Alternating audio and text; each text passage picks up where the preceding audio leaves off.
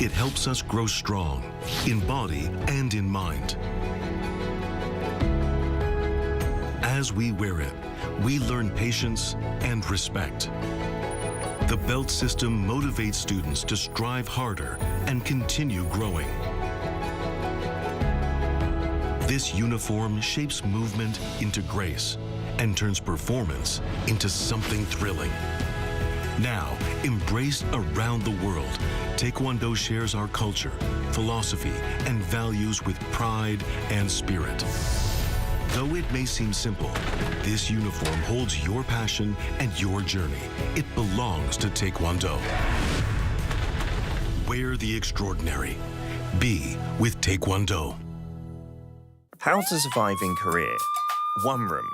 So, you're surviving in Korea. If you've signed a contract for a one room, obviously you're a pro. But the real deal begins now. Step 1.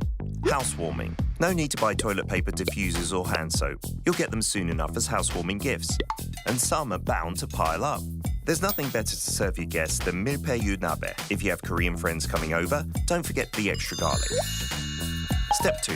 Garbage disposal. With great power comes great responsibility.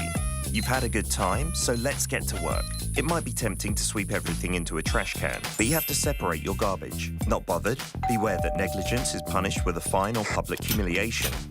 Step 3. Drying rack. You're excited to live alone in Korea, but the fate of these items, hanger, storage, or a hanger. Go get fresh coffee outside. Jogging doesn't cost anything, and nothing beats instant rice. But keep one item around so that you don't get too lonely. Step 4. Pros of living alone. No mum. Cons of living alone. No mum. A new towel doesn't magically appear. You have to do the laundry regularly. If anyone gives a towel as a souvenir, take it. Get rid of mold immediately. Don't be lazy with the vacuum cleaner. Housework is an endless affair. Overwhelmed? Give your mum a call and thank her for everything she's done. Did you survive in your one room? Wait, you have an unwanted visitor. Call someone you fancy. Could be the right person for the job.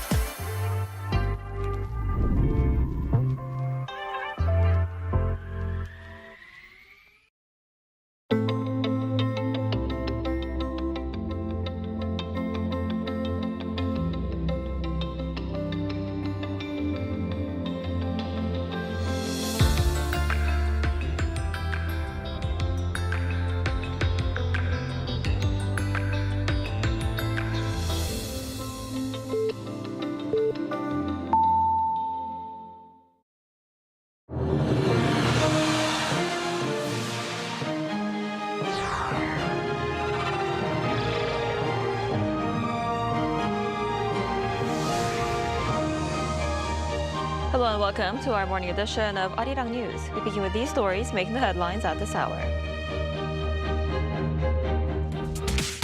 President Lee Jae-myung is in Brussels, the first stop on his 10-day trip to Europe. He's scheduled to sit down for talks with European leaders, including the Belgian Prime Minister and top officials from the European Union. The United States has launched new strikes on Iran after President Donald Trump accused the country of shooting down a U.S. helicopter over the Strait of Hormuz. Following his rare visit to Pyongyang, Chinese President Xi Jinping sent a message to North Korean leader Kim Jong-un, saying bilateral ties have begun a new historical journey. The Chinese leader also reaffirmed the two countries' commitment to promoting regional peace and stability. President Lee Jae-myung has touched down in Brussels, the first leg of his 10-day trip to Europe. He will meet with European leaders, including the Belgian Prime Minister and leaders of the European Union. Our Yoon Jang-min is traveling with the president and files his report from Brussels. The meeting between President Lee Jae-myung and Belgian Prime Minister Bart De Wever and King Philip on Wednesday takes place as the two countries celebrate 125 years of diplomatic ties. Expanding cooperation for small and medium-sized firms is high on the agenda, with Belgium being a key logistics hub in Europe and a biotech stronghold. We will make sure that our companies actively make inroads into Belgium and lay the foundation for them to further expand across Europe. There is also a focus on culture and education exchanges, such as expanding Korean studies at Leuven University and Ghent University in Belgium. Later in the day, President Lee will also meet with President of the European Council Antonio Costa and President of the European Commission Ursula von der Leyen, building upon their last meeting at the G7 summit in Canada. We share similar values with the EU, such as a norms-based multilateral global order, democracy, and market economy. It is a crucial partner for us to upgrade ourselves into a diplomatic powerhouse as a member of G7+. The leaders are expected to discuss increasing trade and economic growth amid growing global protectionism. The 27-member European bloc is South Korea's third largest trading partner. They will also discuss bolstering security cooperation and joint efforts to tackle transnational crimes such as drugs and terrorism. In 2024, the two sides adopted a security and defense partnership. The leaders are also expected to address regional security on the Korean Peninsula and the Middle East and look to cooperate on energy and supply chains. It is President Lee's first trip to the bloc since taking office, signaling his administration's fully fledged diplomacy with Europe amid complicated geopolitics. Yoon Jung-min, Arirang News, Brussels. And staying in Brussels, President Lee Jae-myung has met members of the Korean community in Belgium and vowed to make a better Korea. During the meeting on Tuesday, Lee said the martial law declaration by his predecessor in 2024 and consequential changes must have concerned many overseas Koreans, but the country is recovering in a short period of time. He promised to make Korea a country that overseas Koreans can take pride in. On the economic front, Korea's real GDP for the first quarter of this year has been adjusted upward. Despite external uncertainties, Korea's chip exports have been doing even better than the Bank of Korea had predicted. Our Kim Do-yeon reports. Korea's real gross domestic product expanded 1.8% in the first quarter of 2026 compared to the previous quarter. According to the Bank of Korea's preliminary data released Tuesday, this represents a 0.1 percentage point upward revision from the central bank's advanced estimate. On a yearly basis, the economy grew 3.8%. The stronger reading was supported by final data indicating faster than expected progress in display and semiconductor investments. Overall facility investments surged 6.6%, while private consumption increased 0.6%. Exports advanced 5.9% on quarter, heavily backed by global demand for IT products like semiconductors. The 0.1 percentage point upward revision to the first quarter real GDP will act to raise the annual growth rate by 0.1 percentage point for the entire year. The most notable shift during the first quarter was the unprecedented surge in national income. Nominal GDP jumped 10.5% on quarter, marking the highest level since the first quarter of 1976. Real gross national income rose a record 9.2% from the previous quarter, sharply outpacing actual production growth. The central bank added that the GDP deflator rose 12.9% year-on-year due to the surge in semiconductor export prices, which significantly improved corporate profitability. The central bank attributed the unusual income surge directly to these improved terms of trade. As the price of our key export, semiconductors, has surpassed the price increases of energy like crude oil, our main import, an unusual situation has occurred where GDI has significantly outpaced GDP. If this corporate performance and nominal growth trend continues, Bank of Korea officials project the nation's per capita gross national income could reach its next major milestone much earlier than the previously anticipated target of 2028. For 2025, per capita GNI stood at $36,963. 김도현, Arirang News.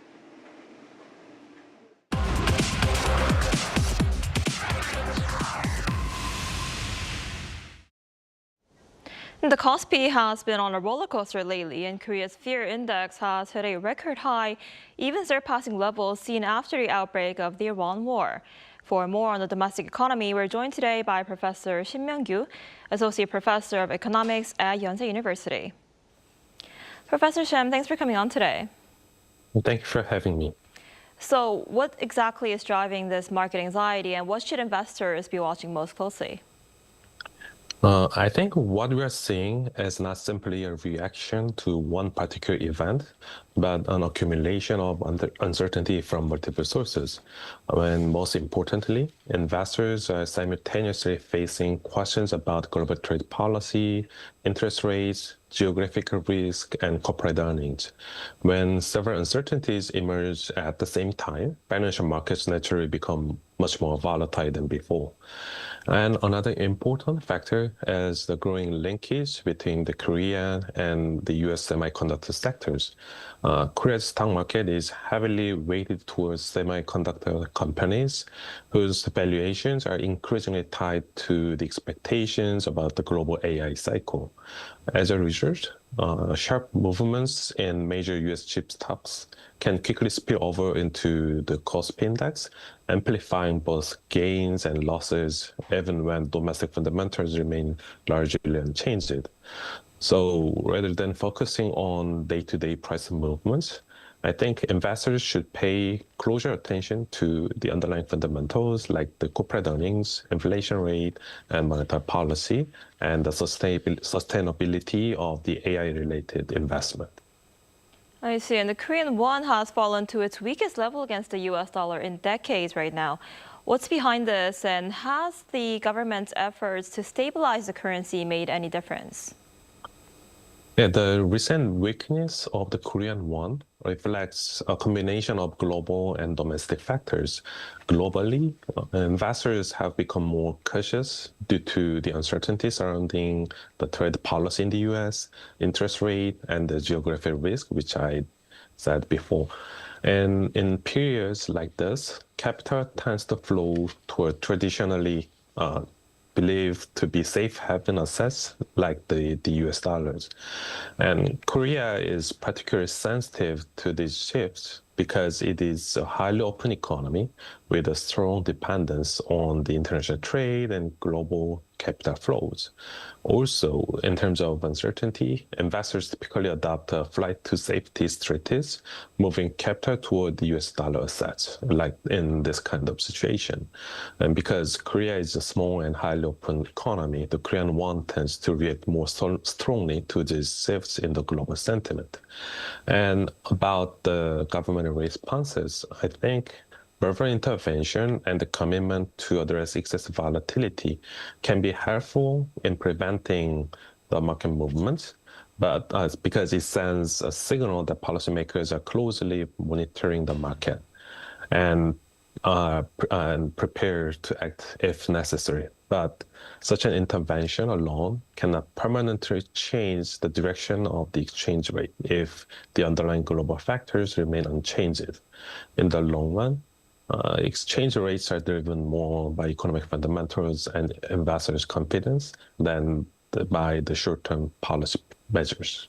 Right, and starting today, cacao workers are set to go on strike after wage talks with management broke down, right? How much disruption could this cause? I think the immediate disruption is likely to be kind of limited, unless in terms of core services.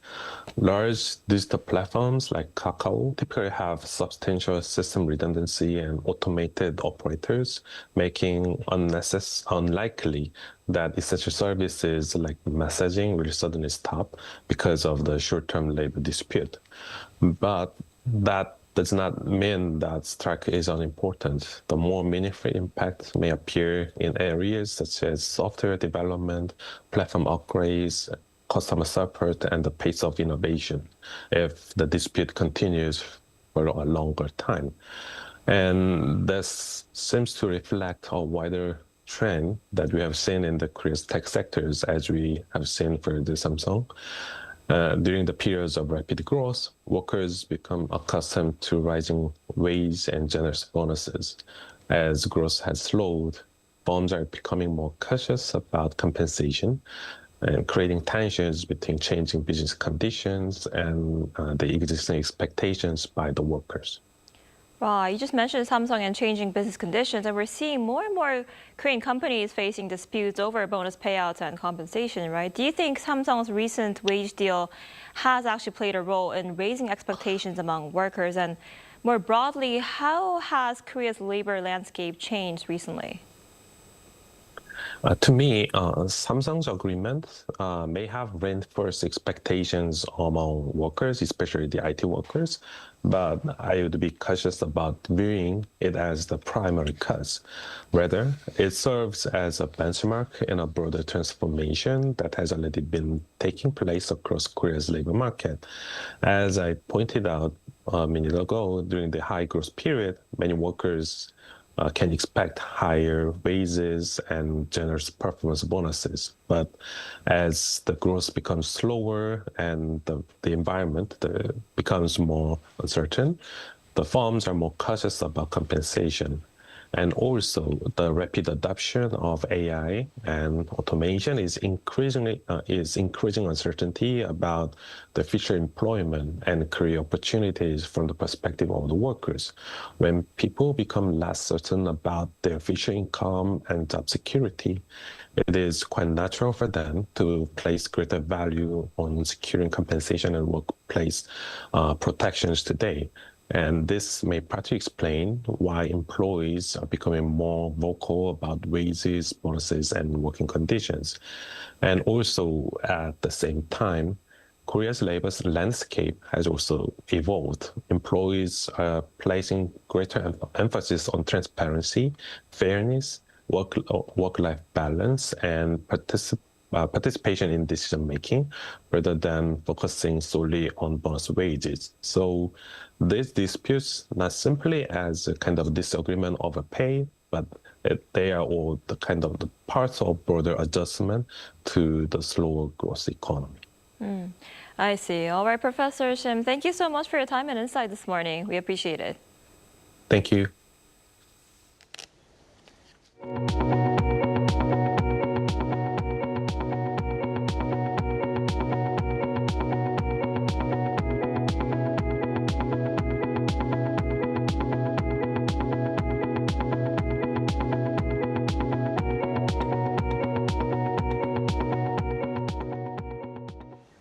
Tensions are escalating in the Middle East once again as the United States carries out military strikes against Iran following the downing of an American helicopter. Our Bunyeran has the details. The United States has launched military strikes against Iran in response to the downing of a U.S. Army helicopter near the Strait of Hormuz, marking a major escalation in tensions between Washington and Tehran. According to U.S. Central Command, American forces began strikes at 5 p.m. Eastern Time on Tuesday, describing the operation as a proportional response to unjustified Iranian aggression. Iran was quick to respond, with its foreign minister taking to social media to warn that Tehran would leave no attack or threat unanswered, and that U.S. forces should leave the region. Iranian media reported that explosions were heard in the strait shortly after CENTCOM's announcement, with state media later reporting that the strikes appeared to be winding down. The strikes follow the downing of a U.S. Army Apache helicopter near the coast of Oman on Monday, from which the 2 crew members were rescued unharmed. U.S. President Donald Trump accused Iran of bringing down the aircraft and said the United States must of necessity respond to this attack. According to the Associated Press, a U.S. official said investigators believe the helicopter collided with an Iranian drone, although it remains unclear whether the collision was intentional. Iran, for its part, neither confirmed nor denied any involvement, with a semi-official Mir news agency stopping short of claiming responsibility. The latest developments cast doubt on Trump's claims that an Israel-Iran peace deal was close after he had warned both sides that weekend clashes were jeopardizing negotiations between Washington and Tehran. He had told reporters that a peace deal was in its final stages and that the Strait of Hormuz would reopen immediately after an agreement was reached. Moon Hae-ryun, Arirang News. Israel has launched fresh strikes across southern Lebanon despite Iran's warning to halt attacks, raising fears of renewed regional escalation. The violence comes as efforts continue to preserve a fragile ceasefire and advance broader negotiations aimed at ending the conflict involving Israel, Iran, and its regional allies. Our Lee Seung-jae has more. Israel has carried out a new wave of air and artillery strikes across southern Lebanon, despite warnings from Iran to halt attacks. Lebanon's health ministry said at least 13 people were killed on Tuesday, including 2 in a pre-dawn drone strike near the southern city of Nabateh. The Israeli military also issued fresh evacuation orders for the coastal city of Tyre, instructing residents to move north of the Zerani River. For the first time, the warning included the city's Christian quarter, where Israel claims Hezbollah fighters had recently been operating. The latest strikes come just days after Israel and Iran exchanged attacks following Israeli strikes on Beirut, targeting the Iran-backed Hezbollah group. Although Israel and Iran paused hostilities on Monday, Tehran warned it could resume attacks if Israeli operations in Lebanon continue. Israel, however, has vowed to press ahead with its campaign against Hezbollah, raising concerns about a broader regional escalation and complicating U.S. President Donald Trump's efforts to broker a wider deal aimed at ending the conflict involving the United States, Israel, and Iran. Lebanon became directly involved in the war in March when Hezbollah launched rockets into Israel, prompting a large-scale Israeli air campaign and ground operations in southern Lebanon. According to Lebanon's health ministry, more than 3,600 people have been killed since the conflict intensified. Israeli authorities say 30 soldiers and 4 civilians have also died in cross-border fighting. The United Nations estimates that nearly 1 million people in Lebanon remain displaced, and about 1.4 million need humanitarian assistance. A U.S.-brokered ceasefire reached in April has failed to stop the violence, with clashes continuing despite the agreement. Lee Seung-jae, Arirang News. Chinese President Xi Jinping has thanked North Korean leader Kim Jong-un for the hospitality shown during his 2-day state visit to Pyongyang, saying ties between the two countries have entered a new historical journey. According to the Korean Central News Agency on Wednesday, Xi said in a message sent after returning to China that talks with Kim produced important agreements and added new momentum to bilateral relations. He also reaffirmed both countries' commitment to strengthening traditional ties and promoting regional peace and stability. Meanwhile, Kim's daughter Chue did not appear at any official events during Xi's visit, despite expectations that Pyongyang could use the visit to send signals about the future leadership of the regime. In Korea's southern port city of Busan, the city's former mayoral residence, once a symbol of authority long closed off to the public, has been reborn as a public space. It's attracted more than 500,000 visitors in just over a year. Our Kim Seong reports. A quiet path leads up to a wide garden and open buildings. Visitors chat, take in ocean views, and capture the moment on camera. As the sun grows stronger, some pause in the shade, enjoying a quiet cup of tea. Inside, the space offers exhibitions, reading areas, rest zones, and educational programs, all brought together at Domoheon. I came here because I heard it was a famous filming location, but it also has a beautiful garden, an exhibition hall, and a cafe. It's a great place. Domoheon officially opened to the public in September 2024, after the former mayoral residence was transformed into a multi-purpose space for citizens. Since then, it has continued to attract both residents and tourists, recently surpassing 500,000 cumulative visitors. At the heart of its popularity is its founding theme: walk, stay, and remember. Built in 1984 and once reserved for top officials, the once restricted compound has now become an open, welcoming place for the public. Kim Seong, Arirang News.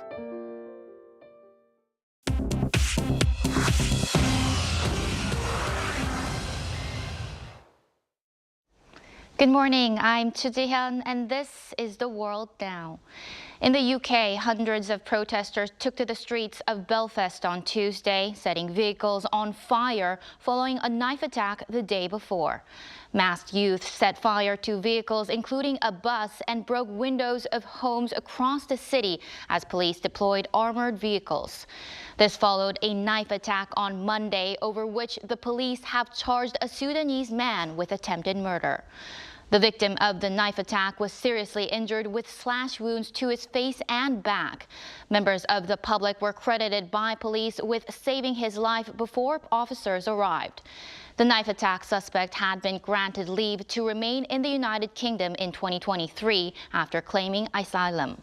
Northern Ireland's political leaders jointly condemned the horrific attack and the riots and have called for calm. In Kenya, police shot dead a protester on Tuesday as hundreds demonstrated against a U.S.-backed Ebola quarantine facility. Eyewitnesses said the man died from a gunshot wound to the head. 2 people were also killed at the same site last week. A high court judge has twice ordered the government to halt construction at the military base, but U.S. aircraft have continued flying in staff and equipment. The Kenya Human Rights Commission said on Tuesday that hooded police fired live bullets and arrested 19 protesters. The 50-bed facility near Nanyuki is intended for Americans exposed to Ebola who are still asymptomatic. The Democratic Republic of Congo's confirmed Ebola cases rose to 598 on Tuesday, with 115 deaths in one of the largest outbreaks ever recorded. NASA named 4 astronauts on Tuesday for its Artemis III mission, a spacecraft docking demonstration next year that will test moon landers from SpaceX and Blue Origin for the first time in space. U.S. astronauts Andre Douglas, Frank Rubio, and Randy Bresnik, along with European Space Agency astronaut Luca Parmitano, will launch late next year aboard NASA's Orion capsule. The mission will not approach the moon, but will test docking with SpaceX's Starship and Blue Origin's Blue Moon landers in low Earth orbit before a future crewed lunar landing. In Japan, a bear has been captured after a multi-day hunt that shut all 94 schools in the Japanese city of Utsunomiya and kept residents indoors for days. The black bear, weighing around 100 kilograms, was first seen on Saturday. It was shot with a tranquilizer gun in a residential area and taken away in a cage on Tuesday. But authorities are keeping schools closed on Wednesday over reports of a possible second bear in the area. Bear attacks have reached record levels in Japan, with 238 casualties, including 13 deaths recorded between April 2025 and April 2026.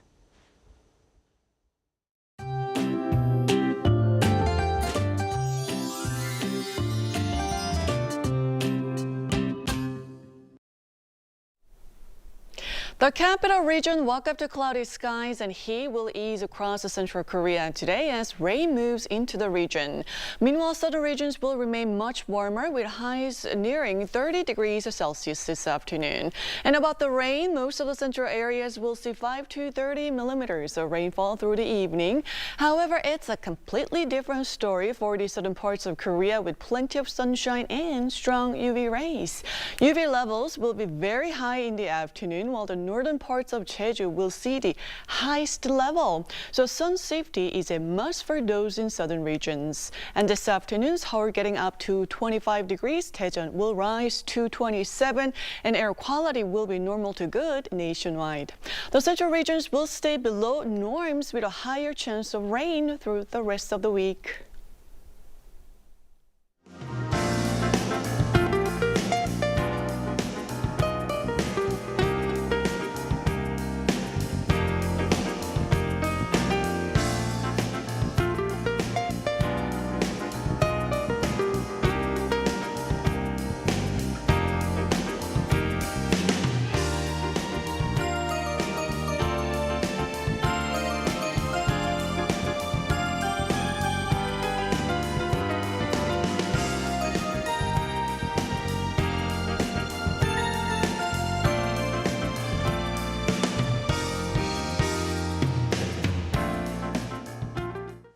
Now that's all we have for this morning. Arirang News will be back at noon Korea time. Thanks for watching.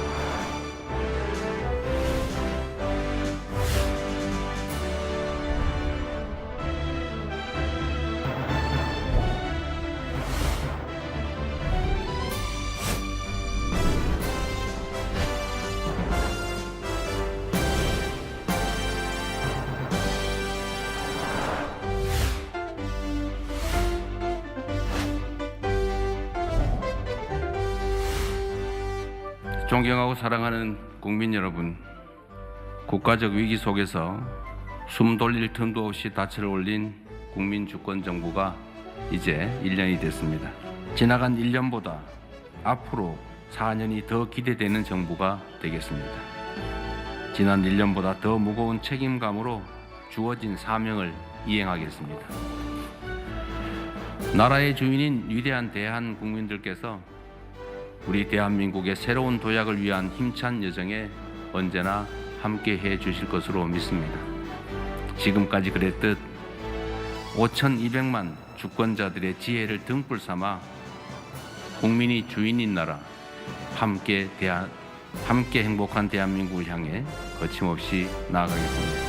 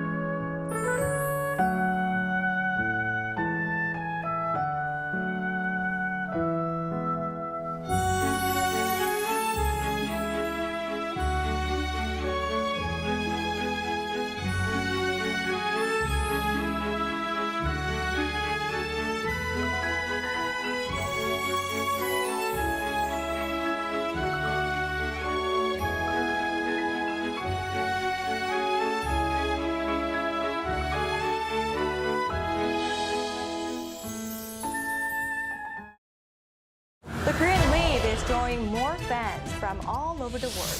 Local consumer prices continue to hover at the 2% success rate in April. Turning to robots to allow the visually impaired the chance to better indulge in cultural experiences, like market number of hybrid cars are registered in South Korea has surpassed 2 million with Korea's locally developed Yuri rocket.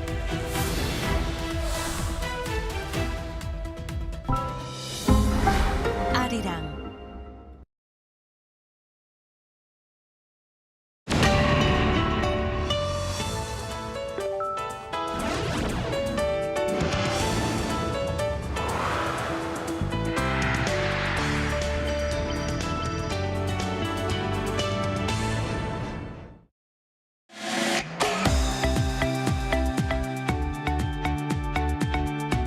We're here to bring a new type of news show.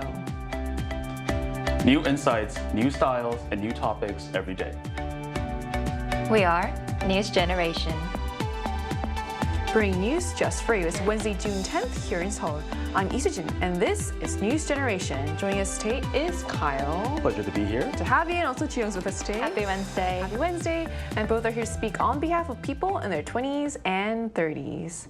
So we're now on the third day of the work week, and for some young people, finding a life partner is becoming another item on their to-do list. And speaking of how people are navigating modern life and relationships, more young people are reportedly turning to professional matchmaking services. So to kick off our conversation for today, Kyle, what do you think about matchmaking services? Yeah, so I believe matchmaking services perfectly reflect modern dating culture. Furthermore, Korean culture in general. So Korea is all about efficiency and the 빨리빨리, the hurry spirit. So everything in Korea has to move fast. To give you an idea, there's an unwritten golden rule when it comes to Korean blind date or 소개팅. Let me ask you, so how many dates do you think it takes for Koreans to commit to an exclusive relationship? So I'm Korean, so I know that this is actually quite a crazy number. Yeah. Right? So it's like, yeah. Can you guys guess? I think it's 3. It is 3 days. 3 days, guys. Within just 3 days, you're expected to decide whether to love that person or not. If you drag it out any longer, it's seen as a waste of other person's time and energy. So if you're not 100% sure, you should step aside and let them hop on their next option. So Korean matchmaking services are simply an extension of this culture mindset. They apply this exact same efficiency to an even bigger life decision, marriage. You filter potential partners by your ideal criteria such as income, appearance, and educational background, and then quickly scout your options within that specific pool to get what you want. It's efficient, practical. It's a very Korean thing to do. Right. It is very efficient. So what are your thoughts on this, Jiyoung? Well, I can definitely see the appeal. You know, matchmaking services can save people from wasting unnecessary time and emotional energy. And if you know exactly what you want in a future partner, then they can help you meet someone who matches those priorities really easily.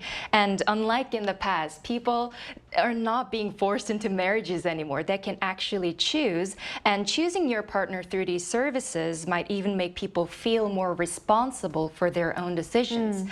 But I also personally have mixed feelings about this, because you're choosing your partner based on specific criteria. It kind of feels a bit unnatural to me. It almost feels like customizing a product before buying it.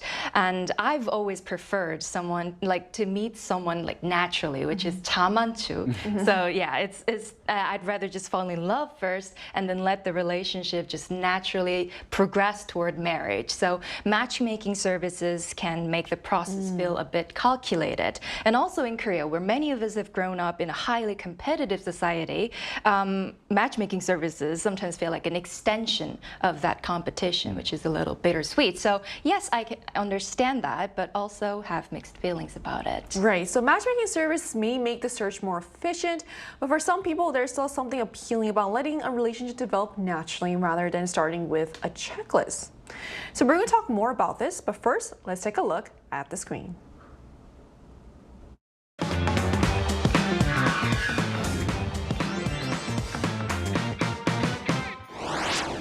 Despite living in a world where we're more connected than ever, many people feel as though it is becoming harder to meet someone special. And while dating and marriage are no longer seen as necessities, the desire to find the one remains strong. Today on News Generation, we take a closer look at why more millennials and Gen Zs are turning to matchmaking services, how their ideal partner differs from previous generations, and what really matters when it comes to finding a good person. Just as we saw in a video, more young people are turning to matchmaking services in the hopes of finding the right partner. For many young people, finding a partner isn't just about romance anymore, it's also about efficiency and certainty.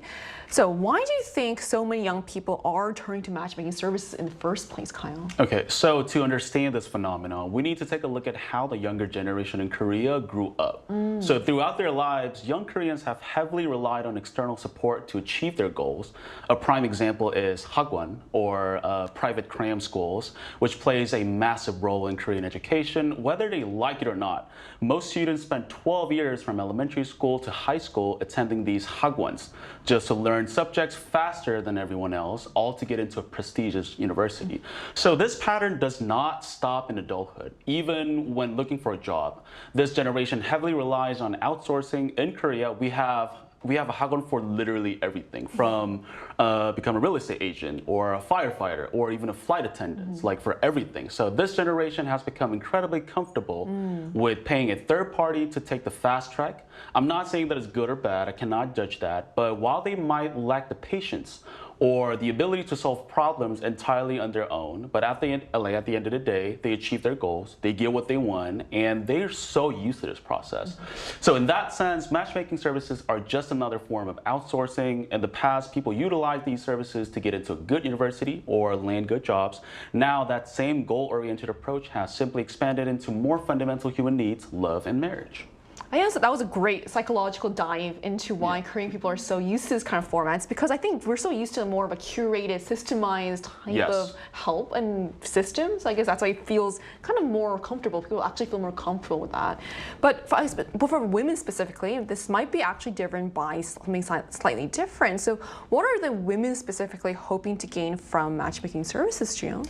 Well, I think many women turn to matchmaking services because they want more certainty and peace of mind. They want to know who they're meeting, and they want to feel reassured about their background also. When it comes to dating, women tend to prioritize stability. They often want to know important information first, such as what kind of job they have, their financial situation, where they went to school, or even actually they're single or not. Matchmaking services can save a lot of time and emotional energy by providing some of this information in advance and reducing uncertainty. Since many women are dating with marriage and the future in their minds, they also want to know whether this person's actually serious about commitment and ready for marriage. For example, like on dating apps, it's kind of hard to tell that if this person's actually looking for a long-term relationship or like what their real intentions are. But with matchmaking services, people generally feel more confident about the person they're meeting is actually interested in marriage and committed relationship. So I think these are the things that women are looking for in the matchmaking services. Right. So in other words, appeal isn't just about meeting someone new, it's meeting someone who's already been vetted. And those changing priorities are reshaping what people look for in a partner as well. So how do the younger generation's expectations differ from those of older generations, Kyle? Okay, so everyone's saying the exact same thing these days, like in this economy you do this, in this economy you do that. Because why? Because it's incredibly hard to just afford basic things in this economy.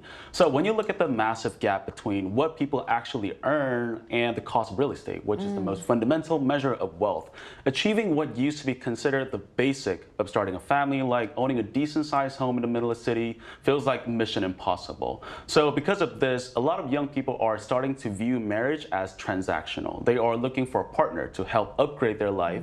Reaching financial freedom single-handedly seems merely impossible. So sadly, dual income is no longer a choice, it's a must. And people are naturally leaning towards spouses with a solid financial background.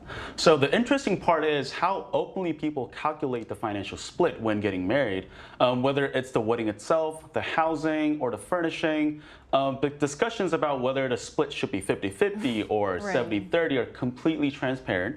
They openly debate who will provide the housing, who will buy hunsu, the home appliances, which is really expensive, and even which brands to choose. Are we going for the high-end fancy Samsung or AliExpress. So this unfiltered discussion reflects one thing: this generation approaches marriage more realistically than any other generation. Right, so it seems like financial pressures are making partnerships feel more like a team effort than ever before. It's not just men's preferences that are also evolving, so how have women's expectations changed over the years, Jiyoung? Well, in the past, having a stable job and being financially secure were often considered as the most important qualities in a partner. Some women were even willing to give up and just overlook a big age gap for this quality. But these days, women have become more selective when it comes to dating, and their expectations have evolved as well. So personality, financial stability, these are all important still, but appearance apparently has become more important than before. And the beauty standards have changed as well. In Korea, people sometimes use these terms like Arabsang and Dubusang to describe this kind of different types of attractiveness. In the past, stronger and more masculine looking features, what we call Arabsang, were often considered more attractive. But these days, I think more women prefer Dubusang, which is like a softer, cleaner, and gentle, youthful-looking features more. And physical preferences have also become more specific. For example, height appears to be to matter more than it did in the past for younger generations. And as a result, sadly, some men who don't fit those preferences may feel a bit disadvantages in today's dating market and may find matchmaking services a little bit challenging to enter. It's funny how you mentioned height, because I actually saw a reel yesterday about how someone was interviewing the CEO of a matchmaking service, and she said one of the biggest things that actually changed was people looked at height, which was always important, but now it's like one of the #1 things women look at. So she was saying it's hard to find tall men, so it's hard to do matchmaking. Right. So while financial stability still matters, for women, appearance seems to be playing a bigger role than ever before. So let's put those preferences to the test with a quick round of who would you rather marry or date with our two panelists here. So the first one is, would you rather date someone 10 years older, average looking, but this person owns an apartment in Gangnam, which is one of Seoul's wealthiest districts, or someone 5 years younger but with movie star looks? Kyle, do you want to talk about this? Personally, I would choose someone 10 years older. Okay. Average looking, but who owns property. Because, I'm not that shallow, hear me out. First of all, a 10-year age gap is absolutely not a deal breaker for me. Honestly, people just don't age these days. Like, there are 50-year-old women looking like 40s. There's 40-year-old looking like 30s out there thanks to sunscreens and dermatology clinics. And you can still be totally hot with the 10-year age difference, for sure. And you can even hotter if you are a homeowner. Oh, you're a property owner in Gangnam. You can be hotter. You're hot already, but you can be hotter. So also, as I mentioned earlier, owning a home is one of the most monumental challenges for our generation. If that massive hurdle is already taken care of, it changes the entire game. And that means we can redirect our incomes to invest in other areas, allowing us to build a much more stable family and secure a comfortable retirement plan. So call me Nuna. I think that was a very honest and also very practical take. I'm waiting. Call it anyone's available. So what about you, Jiyoung? Well, I choose the younger guy with the movie star looks. Okay. Of course, owning an apartment in Gangnam is very impressive, very attractive, but money can change over time. And I don't think having a house automatically just guarantees happiness and a successful life. And on the other hand, I know some people might feel a bit guilty admitting this, but if I'm being honest, being attracted to your partner is very important. It's true. And since the age gap is smaller, I think we'd naturally have more things in common at the similar stages of life. Besides, if he's that handsome, I'd never get tired of looking at him, right? Yeah. Okay, so our next one is, would you rather date a government employee earning 3 million Korean won, or which is around $1,000 a month, with guaranteed job security until retirement, or a corporate employee earning 10 million won a month, which is roughly $6,000 per month, but facing career uncertainty by their mid-40s? Kyle, what's your take on this? I would choose a latter one, taking the higher income now. Okay, just think about how fast the value of cash is dropping. $1,000 today is not going to be the same as $1,000 in the future. So if you're getting paid exact same amount 30 years down road, if you're basically losing money. So from the financial standpoint, earning more capital right now allows you to convert that cash into hard assets like stocks, real estate, or scaling your own business. That's how you actually build long-term wealth rather than just watching your savings shrink. Right. So what about you, Chiu? Well, I'd probably choose the government employee. As someone who works as a freelancer, I already live with a certain level of uncertainty already. Of course, earning 10 million won a month, very attractive. That is very attractive. But if it doesn't last forever, I think I will become very anxious. And personally, peace of mind matters more to me than maximizing income. So rather than having two people constantly having to worry about job security, I think I'd sleep probably better knowing at least one of us has a secure paycheck. That's also a very fair assessment of that. So, well, if today's discussion has shown us anything, it's that modern dating is becoming a careful balancing act between love, looks, lifestyle, and also long-term security. The good news, at least everyone seems to know now exactly what they're looking for. So we also wanted to hear directly from our viewers. So we ran a poll on the Arirang News YouTube channel asking what is the most important quality in a potential spouse. So here's what the results showed. So nearly 7 in 10 respondents, or 68%, chose a stable career. Prestigious education came in second at 12%, while outstanding looks and significant wealth were tied at 10% each. So it looks like when it comes to choosing a life partner, stability still outweighs both status and appearance. Or perhaps in today's economy and society, a steady paycheck is the ultimate green flag. So to get a more diverse and in-depth perspective on this, we're going to talk to a young person from the UK. And that conversation will take place right after the break, so don't go anywhere.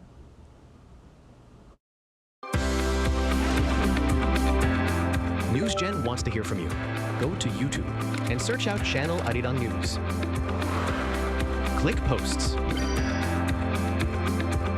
and cast your vote in the poll.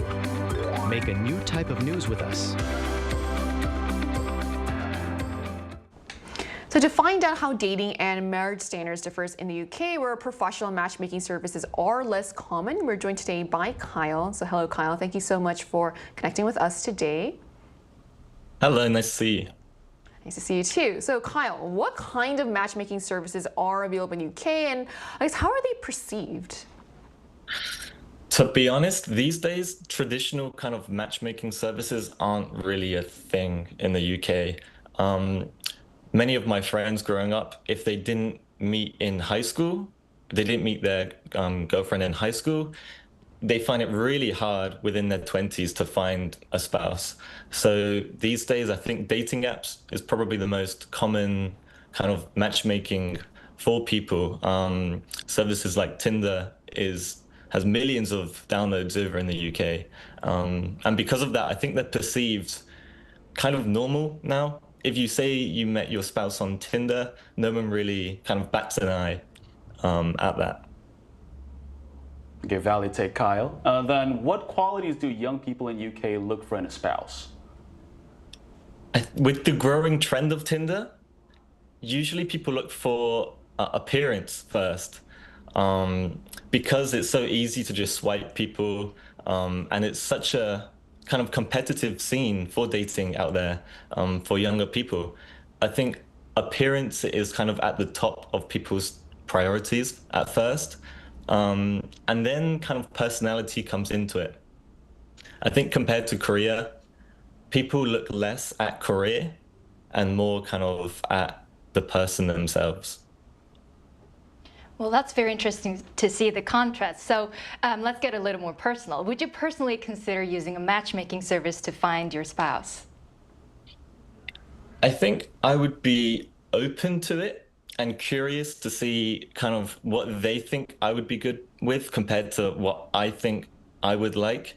I think I would be very open to it, but I'm not 100% sure at the quality it would give me.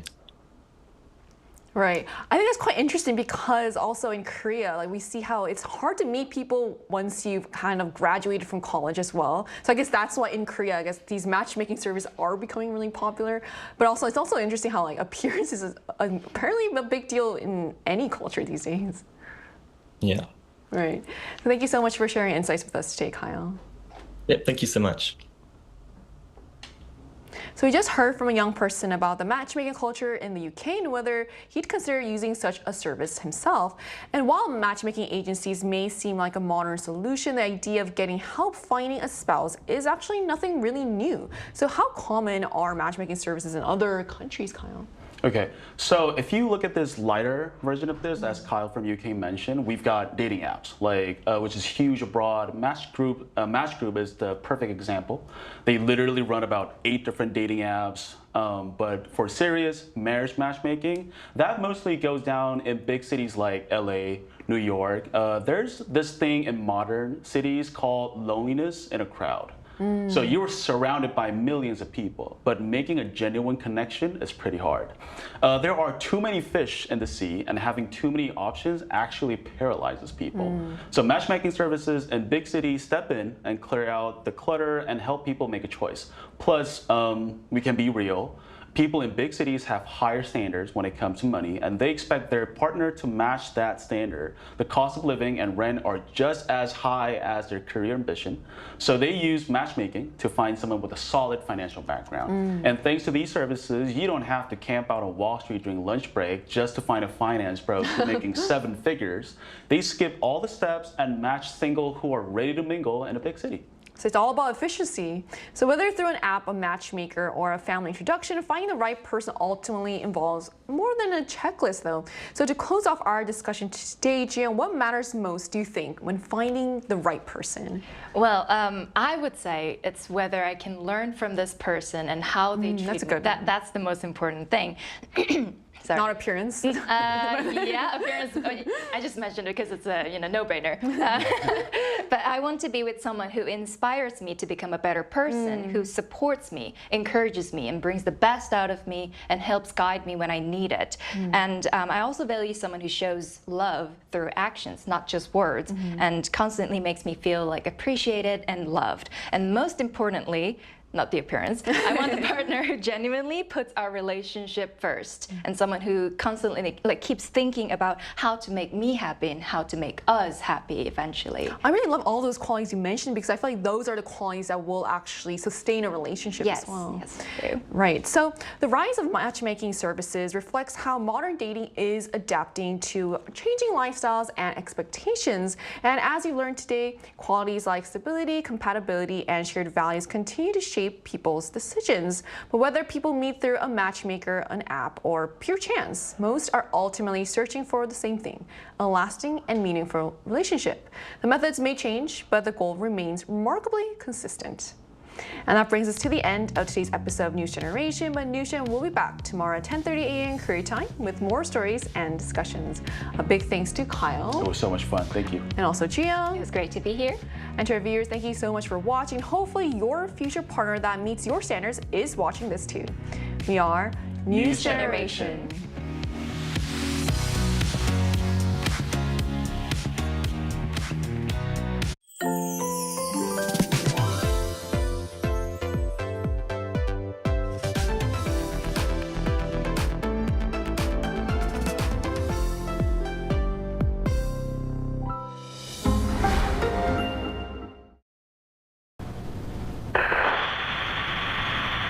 Good evening and welcome to the 10 o'clock edition of Arirang News.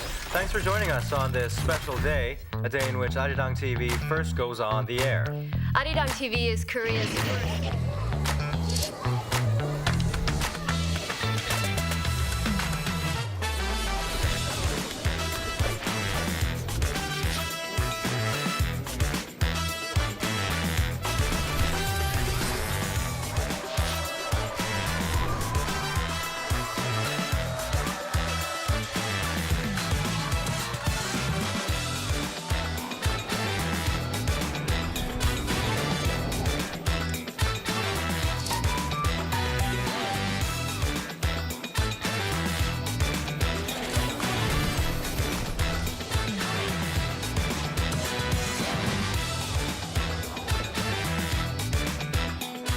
From all of us here at Arirang, thank you for watching. Here's to the next 30 years.